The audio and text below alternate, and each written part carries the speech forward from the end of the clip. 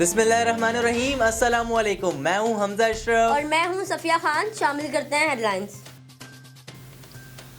70 سے 75 کا آٹا، 80 روپے کلو چینی۔ گندم کی ترسیل میں بہتری کے باوجود منافع خوروں کی لوٹ مار کم نہ ہوئی۔ لاہور میں چکی مالکان کی دوسری روز بھی ہڑتال، سرکاری نرخ پر آٹا بیچنے سے صاف انکار۔ شہر میں آٹے کا بحران شدت اختیار کرنے لگا۔ شہری کہتے ہیں حکمران صرف بیان بازی کرتے ہیں، دکانداروں کو چیک کرنے کی کوئی روایت موجود نہیں۔ نئے پاکستان میں کرپشن اور بڑھ گئی۔ ٹرانسپیرنسی انٹرنیشنل نے سالانہ رپورٹ جاری کر دی۔ کہا کرپٹ ممالک میں پاکستان کا درجہ 117 سے بڑھ کر 120 ہو گیا۔ لوگوں کے ذہنوں میں کرپشن کا تاثر بڑھ گیا۔ کرپشن پرسپشن انڈیکس میں 2018 کی نسبت 2019 میں پاکستان کا اسکور گر کر 32 ہو گیا۔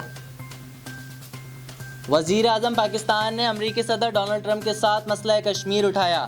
پاکستان نے واضح کر دیا، ایٹمی ممالک کے اختلافات کا خمیازہ پوری دنیا کو بھگتنا پڑے گا۔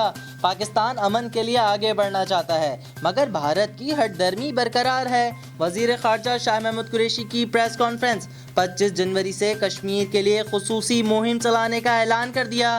5 فروری کو آزاد کشمیر میں انسانی ہاتھوں کی زنجیریں بھی بنائی جائیں گی۔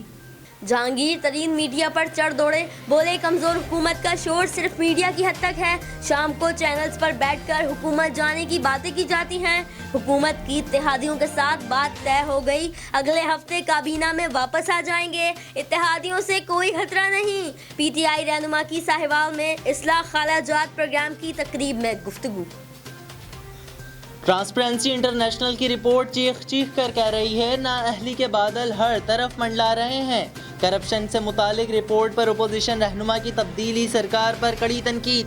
لیگی رہنما مریم اورنگزیب نے کہا، ملک جھوٹے دعووں سے نہیں، اچھی گورننس سے چلتے ہیں۔